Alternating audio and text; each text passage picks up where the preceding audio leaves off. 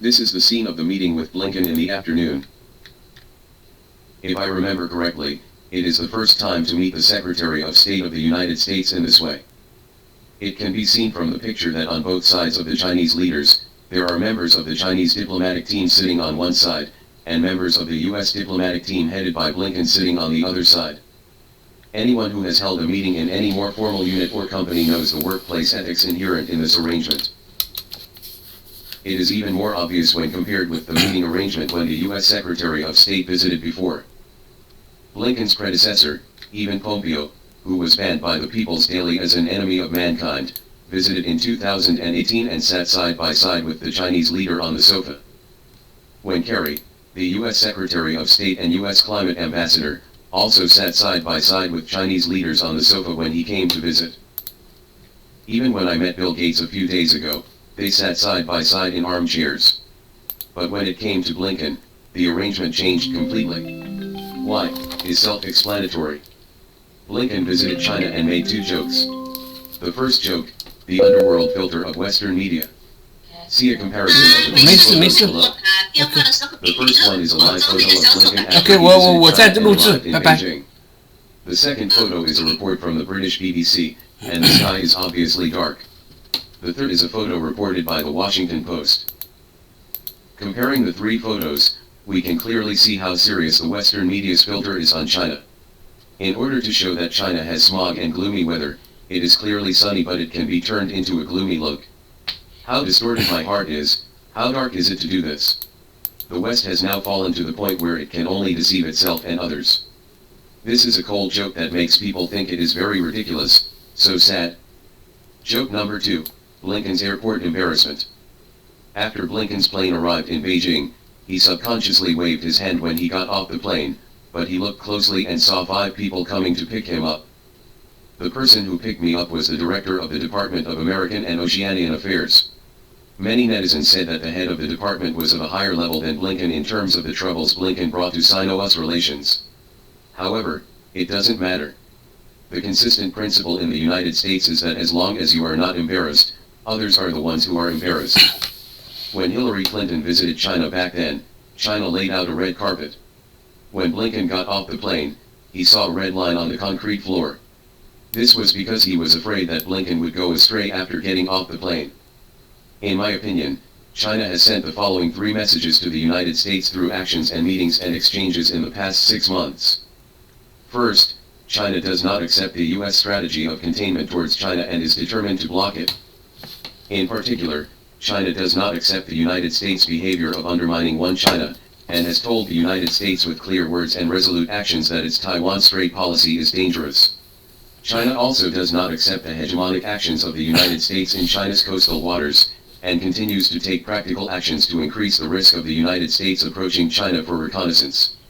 We also do not accept the US sabotage of China's supply chain and economy, and engage in tit-for-tat struggles against the US decoupling and broken chains in various ways. Second, China has proved that it is not a country that will collapse when it is crushed. Our strength has been continuously demonstrated, and the ability to bear risks and the determination not to be afraid of risks have also been continuously seen by the world. If a military crisis occurs today, the United States obviously lacks the confidence to win quickly in China's coastal waters or to destroy China through attrition. They are very worried that they will fail and lose face. Given that a new general election is coming soon, direct hostility with China will be an unbearable burden for the Biden administration. On the issue of the supply chain, the United States has gone too far.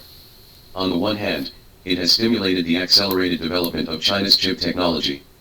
The emergence of such reports reflects the hesitation and entanglement of the U.S. side. Economically, although China's recovery in the second quarter of this year is not ideal, the situation in the United States is even worse. China still has many tools to revitalize its economy, and a stalemate with China will do more harm than good to the Biden administration. According to foreign media reports, the United States plans to extend the exemption period for semiconductor export control policies to China. This means that the United States has loosened its strict control over semiconductor exports to China, and the United States will allow the investment of high-end semiconductor manufacturers in South Korea and Taiwan to return to China. Third, China is reasonable. On the one hand, adhere to principles and stand firm.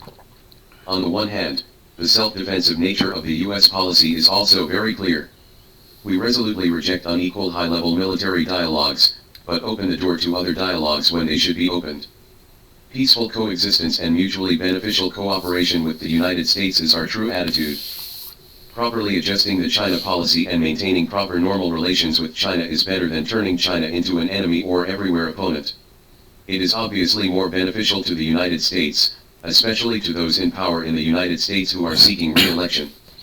What the United States fears most is that China will continue to develop. However, it is impossible to interrupt China's development process with harsh geopolitical means, and it means huge political risks to American decision makers. China is not the Soviet Union, and the American political elites are making strong claims to the outside world, but they are becoming more and more aware of this in their hearts. In the past 2 years, the Biden administration has tried to deal with China in the same way as it dealt with the Soviet Union. This cannot go on, and they should already be in confusion. During Blinken's visit to China, it can be seen from the reports of the U.S. media that Washington is an active initiative and promoter.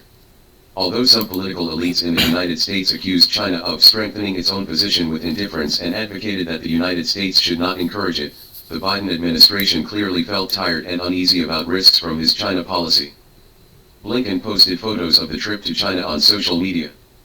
I dare not say whether the long-term candid exchange between the top diplomats of China and the United States will have the actual effect of preventing the further deterioration of the relationship between the two countries, or even provide some rational impetus for the recovery of the relationship between the two countries to a certain extent. What I want to say is that firstly, the Chinese should not repay unrealistic fantasies, and secondly, they should not give up due efforts. After all, China and the United States are two nuclear powers and huge trading partners. We are in the era of globalization, and engaging in a Cold War-style confrontation between major powers is really turning back the wheel of history, and no one will really welcome such a turning back. In fact, it is very difficult for the United States to decouple, both domestically and internationally. If they want to provoke a war, their political risks will be even higher. Therefore, both China and the United States took advantage of the trend after the diplomatic meeting between the two countries, and made their own efforts to ease Sino-US relations. Don't regard the new Sino-US Cold War as a fate that we must accept. I think such a positive attitude is still necessary.